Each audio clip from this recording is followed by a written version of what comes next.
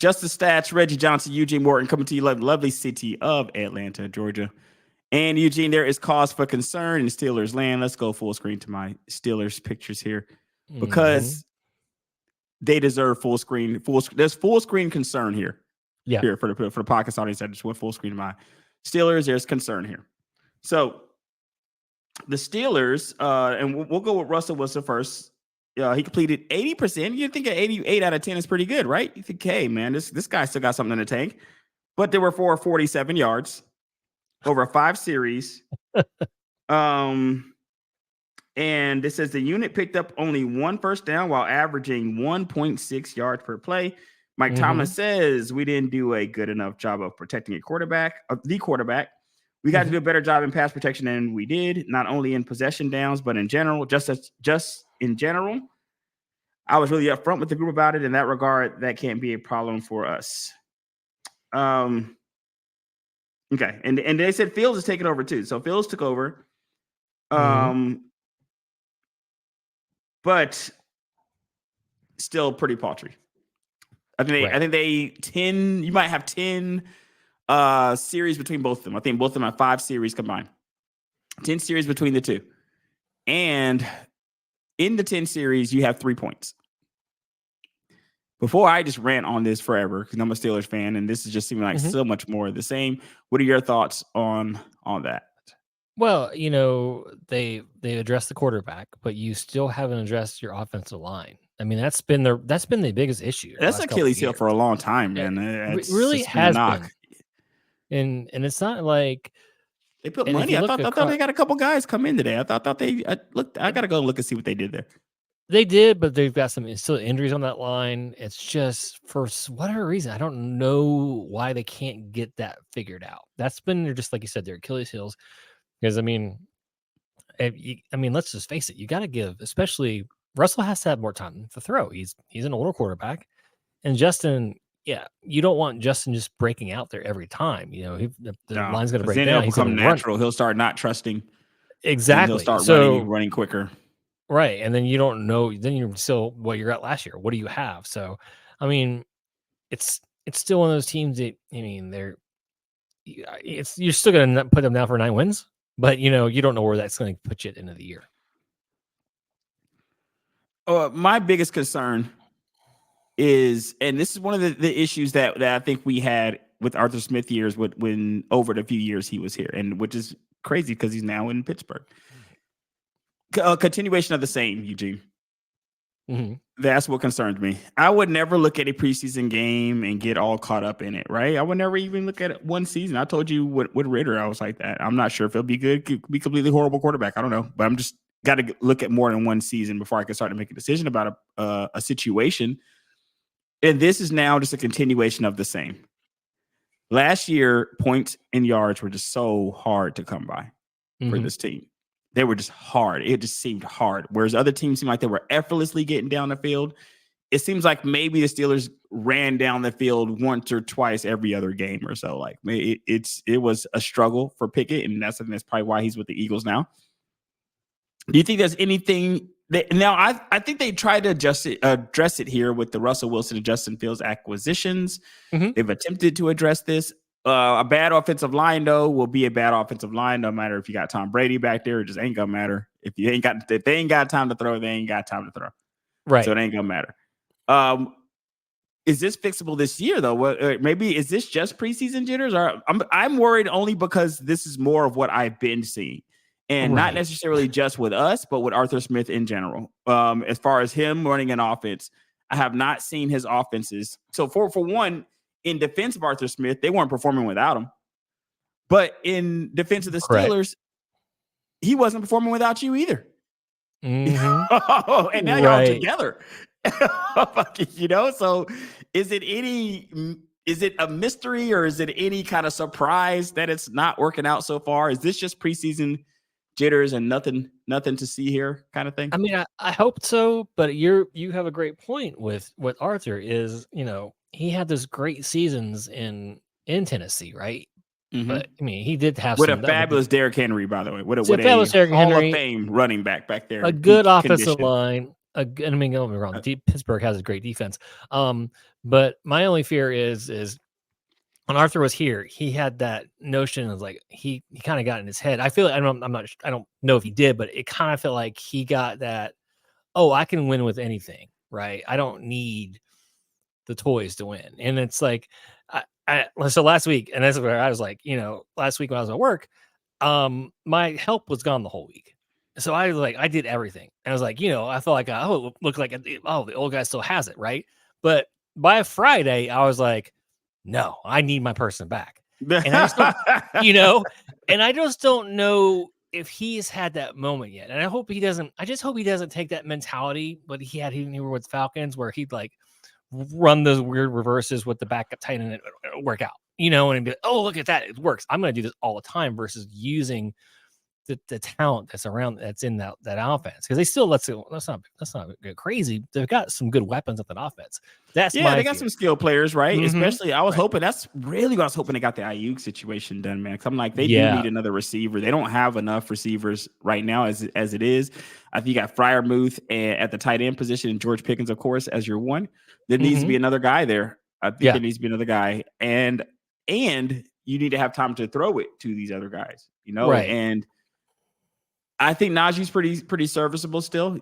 Jalen Warren got two good running backs, dealing with an injury issue, but I still don't think it's season injury ending or anything like that. So I think he'll be back. Right. You should have some positions here to at least move the ball a bit, right? And not look so stagnant. This team looked like the Jets to me. And if anybody watched the Jets last year, the Jets and the Patriots last year, oh my God. Like watching those teams try to move the ball, it was painful at times. And the Steelers went through the same thing. They would show glimpses of greatness, but at times they looked just as stagnant as the other teams that were missing their quarterbacks, right? Like the Jets and them. And so does this get better this year, or are you done before we even get into the year? Should I just hang it up on my team before we even get into the year? I'm not gonna for one thing, I'm never gonna say Mike Tomlin team's not gonna go out there. I mean, I just think it's absolutely. And here's the thing: we're gonna be respectable at least, right? Right. I mean, unless remember they killed it last year with Pickett, right? They like Pickett. There was like Joe Montana comps going around. It was getting kind of crazy, and then how the season started with him, and so maybe hopefully for the reverse. So maybe you've got just these two new weapons out there with, and you kind of don't know which way you're gonna go with the quarterback, but at least I think you still upgraded the quarterback. Regardless of whoever starts behind them, who they decide, you still upgrade the quarterback. So you've got to at least be better in these first couple weeks, in my opinion. I don't throw dirt on me yet. I would rather have. I mean, there's a lot of teams I think would rather have your quarterback situation than look at the Raiders. So I mean, you've got a Super Bowl winner and a young guy right back there that has some promise. Like I'm not with you. I'm not gonna get crazy yet. Right. Can't really bail. Mike Tomlin's gonna keep us there. I love the Steelers. I think we're gonna be in it to a certain degree. I just don't know if we will ever get over the hump until we get the offensive line and the quarterback situation figured out. Like it's gonna be hard. Now, one of the things that the Falcon have gotten figured out here is we do have a new signing here in Atlanta on ATL. Couple signings. We'll talk about both of them because Justin Simmons was actually the second signing. It was what an amazing week for the defense for the Falcons. So let's get into Justin Simmons first. Safety, $8 million deal, $7.5 million guaranteed for him. Let's see if I can pull up some stats for him. All right. Let's see. 230. How many years? He's been in the league quite some time. About 7 years, looks like here. 7 to 8 years. A little bit of a down year. Was last year a down year? I don't know. 70 tackles, man. I'll take that. 53 solo. It's the sacks that were down, I think, last year in comparison. Well, he doesn't really have a lot of sacks. He's playing from the safety position, I should say. Exactly. Looking at his INTs. 3 INTs last year. Okay. It's an upgrade. Either way, Justin Simmons is a legit player, and I think that is an upgrade here for us. What are your thoughts on the safety upgrade? Him and Jesse Bates back there looking pretty good. Feeling pretty good about that, right? Oh my gosh. I mean, that alone. I mean, if you had just done that, I've been like, I know we're going to talk about the next one, but I mean, you just updated our whole secondary. It's going to make a hard throw on us. So, and then you've got all those guys, all they do is just hold the guys. And then you've got pressure coming up the, on the sides, on the edge. This is going to be exciting defense. Do you think that the defense taking a stride this year kind of gets us over that hump, maybe gets us into those top 5 defenses? I know I probably know. Well, let's just crawl before we walk, because we were right 11th. I want to say we're outside the top 10. I think last year. Maybe we crack that top 10 this year. Do you think it's enough for us to at least crack the top 10? I think so. Next year. I agree. I think we top that. We especially when we're going to have better offense, right? So you're not going to have to rely much on the defense. So I think it's going to be it's a no-brainer. There's just going to be a better defense. Top 10, easily top 10 defense. Easily top 10 defense. Man, I wish I was. I'm going to say I think we will have that top 10 defense. I easily, man, I wish I had, because I have other people in my life who are just as ecstatic and feel the exact same way. And I wish I could share that optimism, man. I want to believe that. I want to believe that we will have. It's just been such an anomaly for us. Right. That's just that defense, that great defense. I mean, our last double-digit sack guy was Vic Beasley. Are you kidding me? Like, wow. That's going back some years, man. It's going back some years. So we haven't really been a great defensive team. No, we even haven't. the year that we went to the Super Bowl, our defense was not good. That year that we went to the Super Bowl. So, and you can see by giving up a 28-3 lead, you saw what happened. The defense got exploited second half of that game. So let's talk a little bit about our boy Matthew Judon. Let's get into him real quick. Matthew Judon, he's on the line. Guy we're looking for on the line right there, right? We got him for a 2025 third-round pick from the Patriots. What are your thoughts here on Matthew Judon? And that was before we even got to the Simmons. So the Simmons was like the cherry on top. We were already excited about Judon. We were excited about this, and then they signed Simmons. It's like, wow. And they just kept in, and then the defense got better and better. I mean, finally, we have our edge rusher. Everyone is griping about our edge rusher. We finally got one. And a dude, right? Just a straight up dude, died.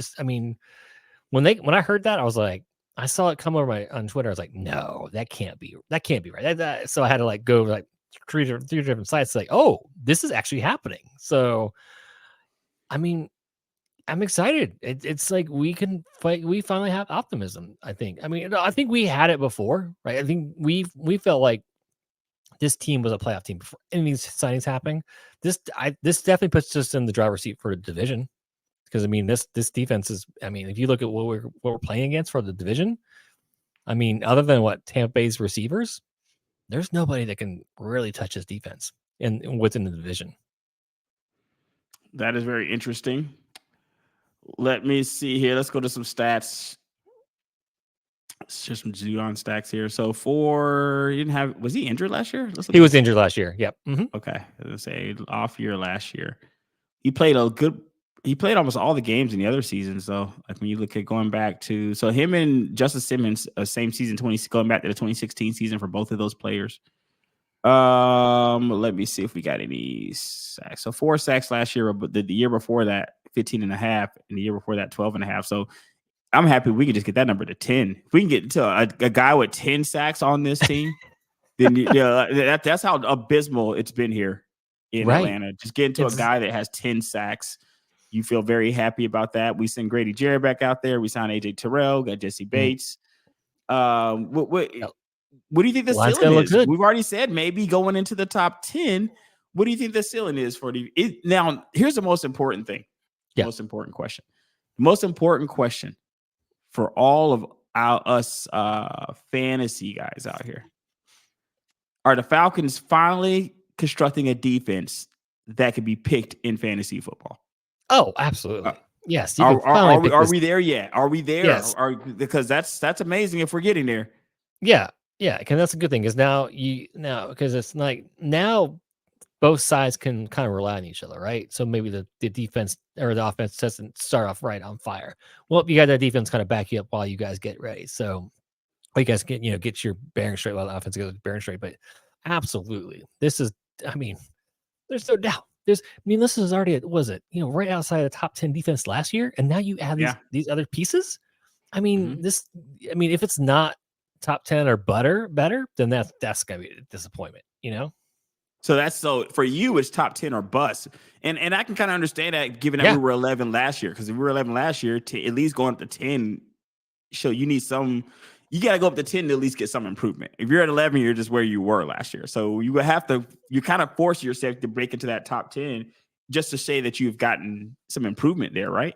Yes, absolutely. And just with the piece they added, there's just no way that especially just within our division, like you play every team in our division twice. I mean, you should just be able to No own respect all for the Bucks and the Saints. Yeah, I see, huh? definitely Saints. No, I mean, no, I mean, obviously Tampa Bay's gonna be the wild card. They do have obviously very talented receivers, but I mean, they still kind of have the O line issue as well with them. So I'm still, so that kind of makes me feel better. So I mean, they still have that issue. They never even fixed that when Brady was there.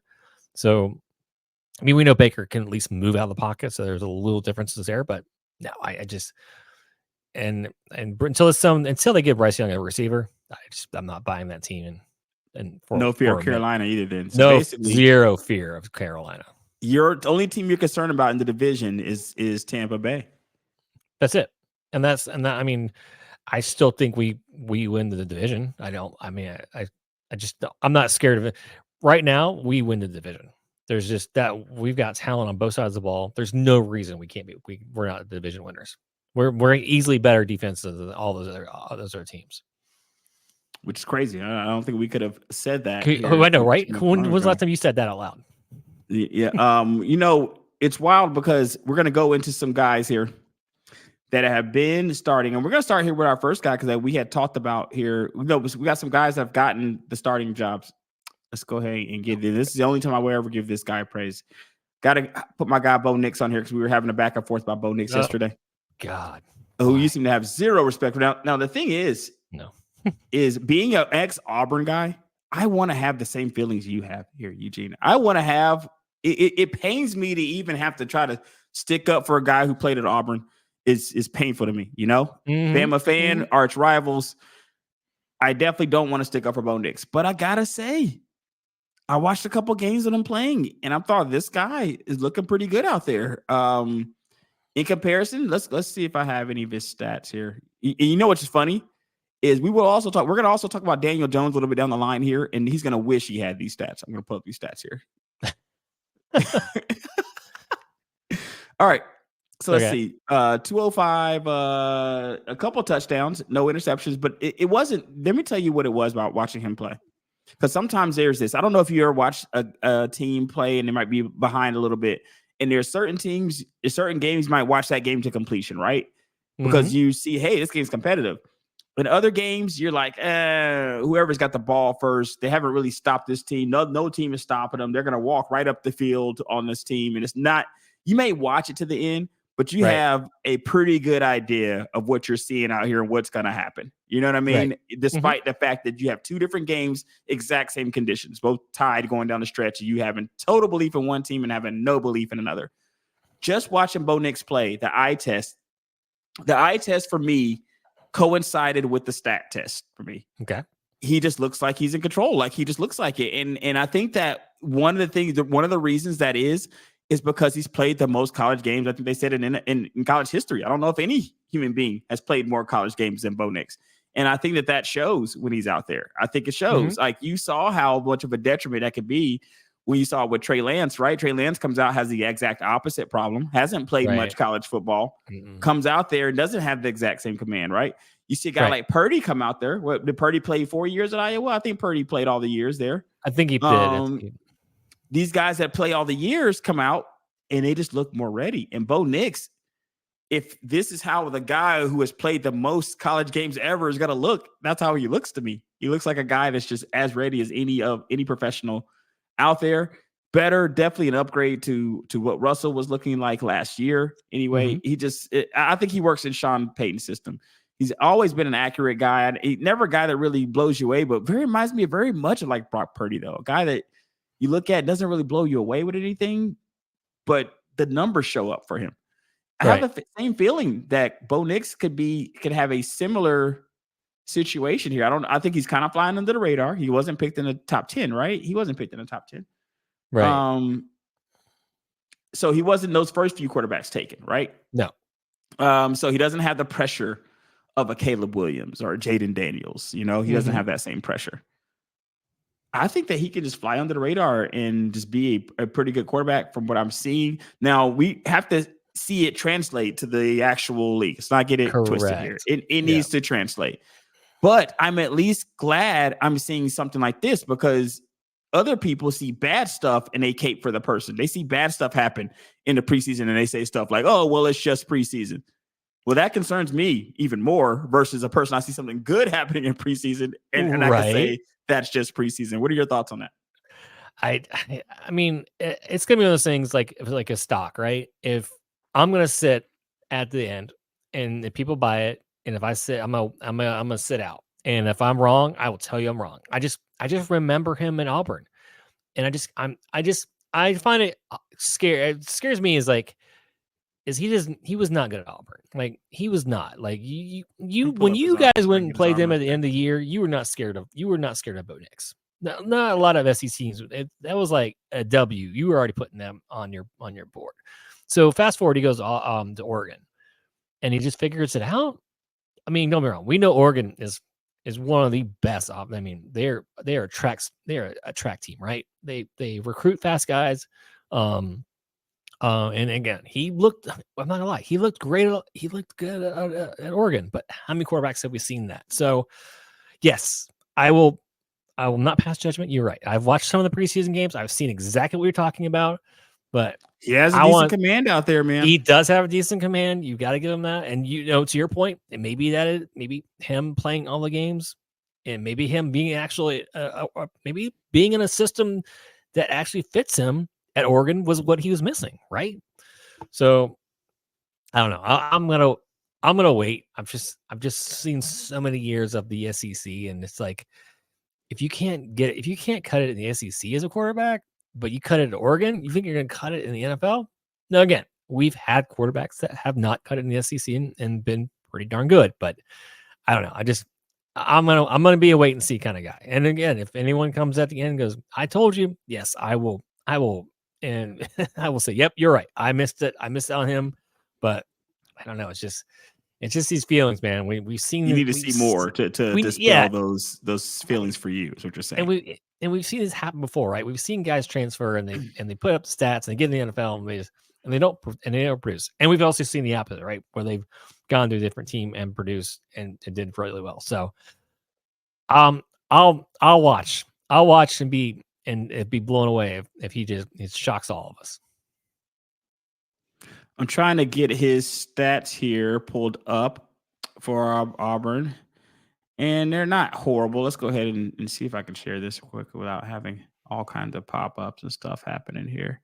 All right. So when I look at his Auburn stats here, one of the things that I notice is the increase in productivity. Let's go look at his percentage. Okay. So his percentage is 57.6 as a freshman, 2019. Okay. 59.9, 2020, 61, 2021, 71.9, 2022, 77.4. So I'm seeing growth there. I'm seeing growth as I go through these years. That's what I want to see. I don't want to see any kind of step backs. You know what I mean? So I like what I'm seeing there. Let's look at his yards.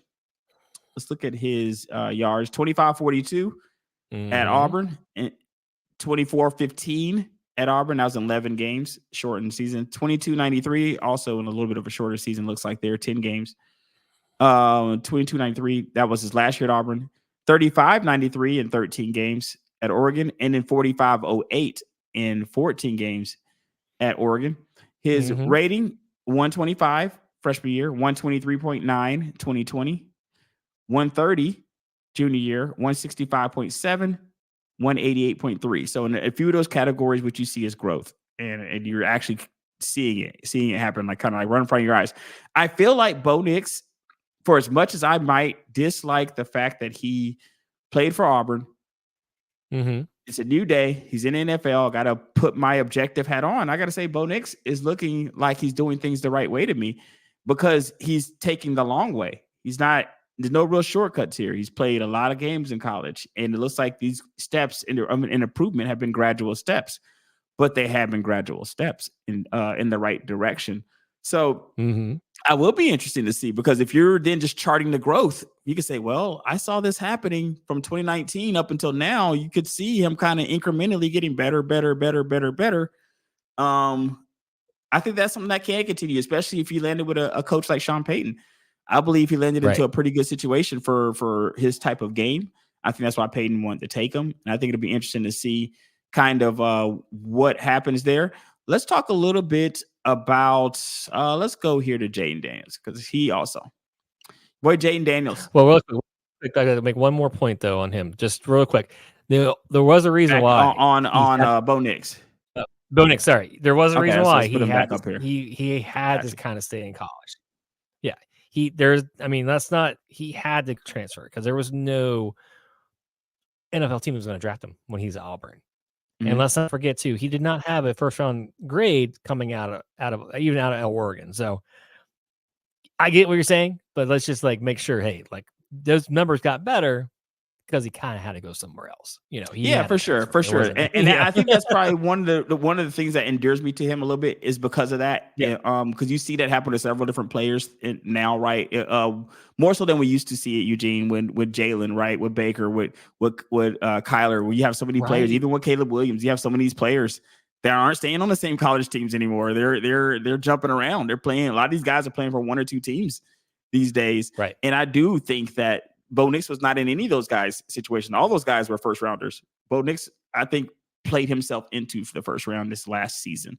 I think he literally played himself into it. But that's what you want, though, in my opinion. This is sports.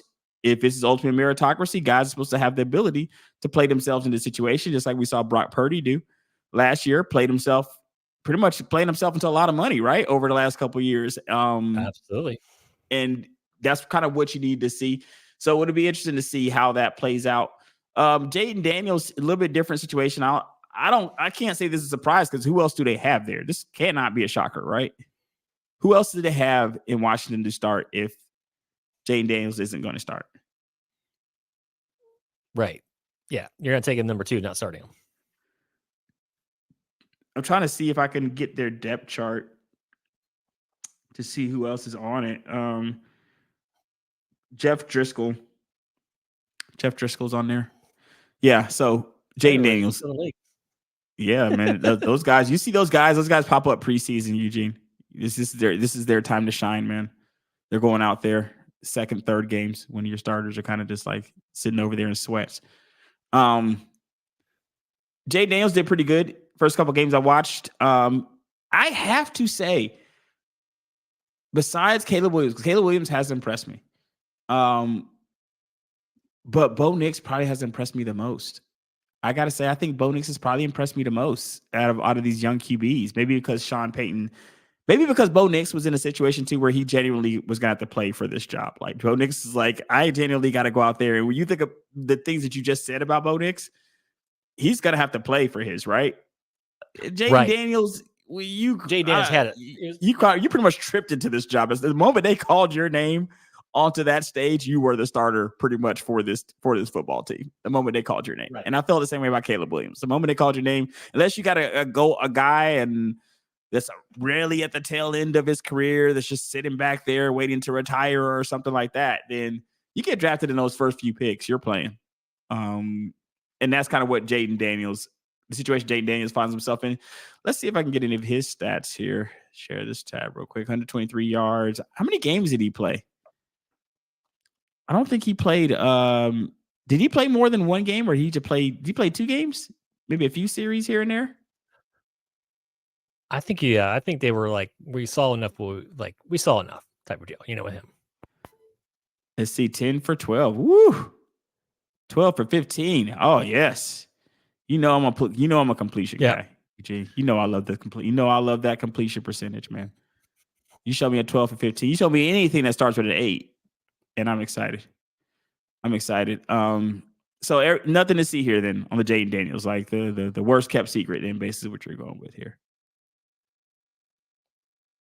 Yeah, I think your only fear with him is the weight, right? If is just As the in you injuries wanting that more. He's at is 210. probably Maybe you gonna want happen 10 to 15 pounds because more, or you how want light he less. is.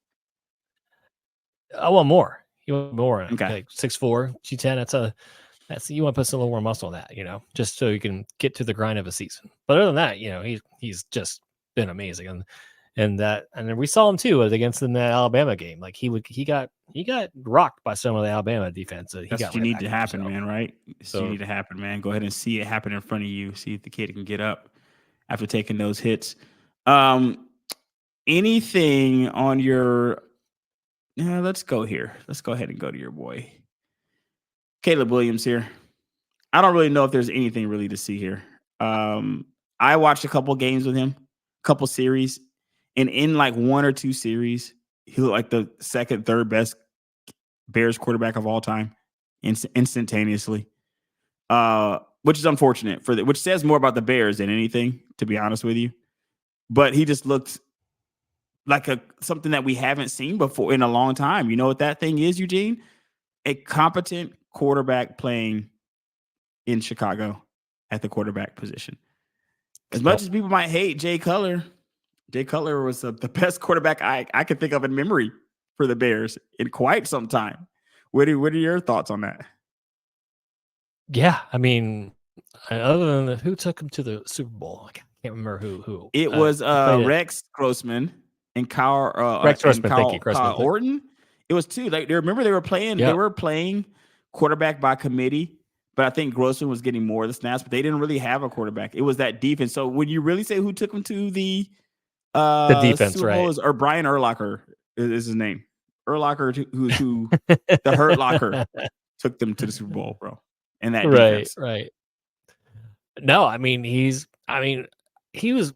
Listen, he was the reason if you love college football, you stayed up late to watch those Pac-10 games, right? To watch him play. I already knew he was the real deal, and the last season, obviously it didn't go the way he wanted to, but they didn't have a defense. The guy had to he pretty much had to Matt Ryan the whole season last year. He had to if he didn't score a touchdown, they weren't going to get scored on. He was always going to have to be playing from behind. So, yeah, he's been exciting. We've seen him just make those we call him. He's called Baby Mahomes for a reason, and I'm excited to watch, and I'm pretty sure the Bears fans themselves are excited to see what can happen with him. Do you think even this early that he's already one of the better, at least quarterbacks on paper that you've seen here? Like, I didn't get this feeling for Trubisky. I knew when they drafted Trubisky, he was like Caleb Williams gives them automatically a sense of this may be, you guys really may have a quarterback here, which would be something for the city to really get excited about if it's true, which is preseason. He had 170 yards. I think I want to say it is 50% on his completion percentage, which is not setting the world on fire. No, do not like that. But at the end of the day, the last game he's doing what he's got to do. Right. In the last game he played, he started off a little rocky, and then he kind of, got to put it all together, which is what you want to see, right? You want to see a guy, hey, maybe he doesn't start out the great, but another good thing too, they talk about defense. They're gonna have a good defense. So it's gonna be allowing him for time to, to turn that curve, right?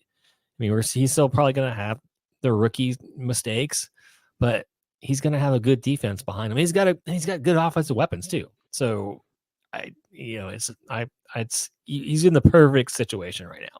Good offensive line, good weapons around him, and a good defense. There's not a young quarterback, so they can kind of let him go out there, play a little more free, make some mistakes. But like I said, he's going to be just, I think, like that mid-season. That's where you're going to see the magic happen with him. Good Bears fans, something to get excited about. At least on paper, we'll see how that kind of turns out. Now we're going to spend our last guy here for our New York fans here. This poor New York. This, my Giants fan, my friends that are Giants fans. Every single year, the last few years, when I talk to them, they're not really all the way in on Daniel Jones, but they feel like they kind of Mm. have to be. So they'll try to cape to me. Well, he has this and he had this going on, and now that this has been removed, now we can do this, and now we can do that, and now now the story's gonna be they got neighbors now. Now he's got a guy, and he could do this and he could do that. I think what is unfortunately true is that Daniel Jones is not a great quarterback. He's not the guy that's going to get you over the hump. Even if he gives you serviceable time on the field, he wins you a game or two. It's just hard. How can you look at yourself in the mirror? And this is the same thing I would have felt even about us down here. And I told you, I don't have any problem being critical of teams that I love. When we had Kenny Pickett, I told you that Kenny Pickett wasn't it. When we had Mariota, even going to Ritter, I said to Ritter, we give Ritter a chance, but I never said Ritter was it. And I knew Mariota already wasn't it. I don't mind talking about my favorite teams and feeling like the guy we have as a signal caller is going to be inadequate to get us to that next level. And that's kind of how I feel about Daniel Jones here. No matter how you shake it, you are what you are. You are what you are on the field. That's why I love sports. Because people even she'll still try to talk you out of that. They'll try to talk you out of those facts, but at least I have something that's not just coming out of one of our mouths that says how good a guy is. You see him at preseason, and I saw the exact opposite of what I told you I saw with Bo Nix. And this is not just preseason. Right. Forget preseason. This is the last few times I've seen Daniel Jones play. Outside of preseason, the last season or two, the same thing that I saw when I saw Kenny Pickett play, the same thing I saw when I saw Marcus Mariota play, some on my favorite teams. Not enough is what I saw. When we see Bo Nix out there, and I'm like, man, for a rookie, man, this kid's out here executing. He's got a pretty good command of the game. You know what's going on out here. I watch Daniel Jones, and it just feels like yards are hard to come by. They feel difficult. You're hoping he doesn't fumble. You're hoping he doesn't throw an interception. He's supposed to have gotten that handled, but now with no Saquon Barkley, are the Giants in trouble this year? What are your thoughts on Daniel Jones' preseason performance? Or are we just being too hard on the guy? Let's look at that 138. Look at that two interceptions there. We've seen it. It's the same show, right? We got fooled. We all got fooled by the Saquon Barkley season. And and he should really give a lot of that money to Saquon because he really should get that contract. Absolutely. I mean, yes, right there, he has your typical quarterback size, right? He's 6'5", he's 230. And listen, he throws a nice ball, and sometimes he throws it to the wrong, to the other team, and it looks really good. I think at this point, I think we've seen it. We just never, guys usually don't change, right? I mean, you get those. Don't get me wrong. We got two unicorns in back-to-back seasons, right? Baker definitely changed our kind of outlook, but Geno Smith, right? Geno and Baker, correct. Geno and Baker, but Geno kind of came back. And Geno fell from further though. Fell. Baker was a number one pick and still took a team to the playoffs with Cleveland. So Baker, you could look at Baker seasons, and if you were to add up all Baker seasons, I feel like his worst seasons would be the outlier seasons versus the opposite with a guy like Daniel Jones. His outlier is the good season. Right. And it seems like guys want to, and that's the thing too with, I think the difference is people want to play with Baker. People want to play with Geno. You don't get that sense with Daniel Jones. He's like, you don't see them like the New York, like people are knocking down the door to go, who I want to play with is Daniel Jones. Wow. Yeah. I just think it's out. I think we've kind of seen it. We had the one smoke screen season, but other than that, it's been kind of the same thing. I think we're going to get the same thing this year. And I think this is the last year of that contract where they can move off of it, where it's not like a huge cap hit. So this was a 2-year contract anyway, and they can move off from after this year of the cap hit. I think that's exactly what you're going to see. I mean, it's sorry, Giants fans, but I think they already knew this. I think it's something a lot of Giants fans know deep down themselves. They know it's not, but just like the guys, right? When we talk to Falcons fans, did they really believe in Marcus Mariota? No. Did they really believe in him? Like you doing that fan thing where a guy comes to your team? We were doing the fan thing. He's Tom Brady. We were doing the fan thing. We were trying to convince ourselves, oh, he was in the first round. He was the number 1 or number 2. I can't remember, right? So we were all doing that, right? So yes, when you have to start squinting your eyes and like talking yourself into the guys, that's never a good sign. And I think that's where you're a Giants fan. Let's face it, the Giants they were pretty open about like, trying to move up in the draft. Like they were, it was pretty much known that they were trying to move up. Man, if you're the coach, if you're Dable, you're the coach. I know you got to be thinking like, I need a shot at being in this job a year or two from now. And the only way I'm going to have a prayer is if I get a guy like Jaden Daniels, somebody, not necessarily Jaden Daniels, but a better quarterback in here. A better quarterback. Than what we have right now. Because what you have now, let's look at the division. If Jaden Daniels pans out, you're going to have Jaden Daniels. You're going to have Jalen Hurts, Dak Prescott, all way better. All way better. If Jaden Daniels pans out, and he only has to be average. He don't even have to like super pan out. If he gives you anything like that 80% and just keeps the interceptions down, you'll probably be enough to get you over the Daniel Jones hump here. You got the fourth guy, and he's getting paid like a actual guy. That's the problem too, right? He's getting paid like he's not just the worst guy in the division. Yeah. You gave a lot of money to average. You gave a lot of money to a backup quarterback because let's face it, he'll still bounce around. You'll still see his name. He's a backup. Man. He's the kind of guy, bro. You can see in the league for another 5-10 years, right? Yes, just floating around, collecting money from bench to bench. You know. Yes, yeah, and just look at Trubisky, right? Had that 1 year in Buffalo and just on the bench, and like, oh, everyone kind of forgot about him, and then Pittsburgh signed him. I was like, oh, now we remember what's going on. Why Trubisky's not number 1, you know? And maybe he fools somebody like that. Maybe like, oh, wait a minute, what about that Daniel Jones, right? He had that one great season. Maybe we bring him into our system and we can change him. So, yeah, I'm sorry, Giants fans. I really am sorry. At least you got a great receiver. So maybe next year you can pair up a quarterback to throw to the guy. So maybe next year you get we haven't even started the season yet. It's already maybe next year, man. That's got to be depressing, right? They've got to be one of the top, the low tier teams, right? Them, New England, yeah, the Raiders. It's only because they're just completely inept on offensive on paper right now. It's just on offense, you have nothing there. You have you got rid of say your best football player on offense. You got rid of. You hope Neighbors pans out. Darren Waller retired, right? Yep. Pursuing music. So what do you got? Your big signing on defense, Burns. I mean, hopefully that pans out for you. But your defense wasn't terrible.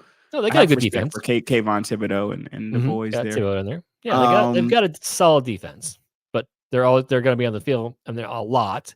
Right, prepare to be on the field.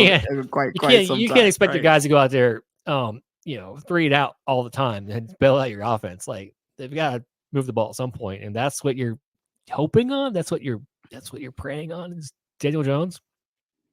Anytime, as people like to call him. I'm sorry. But you know what? As Falcons fans, we were there last 2 years. We feel you. We see feel the pain, man. We feel your pain. So I like their situation better than I liked ours. I'll give them that. Like, because when our situation, when you look at the guys that we had, there was not a chance in hell we were giving any of those guys any money.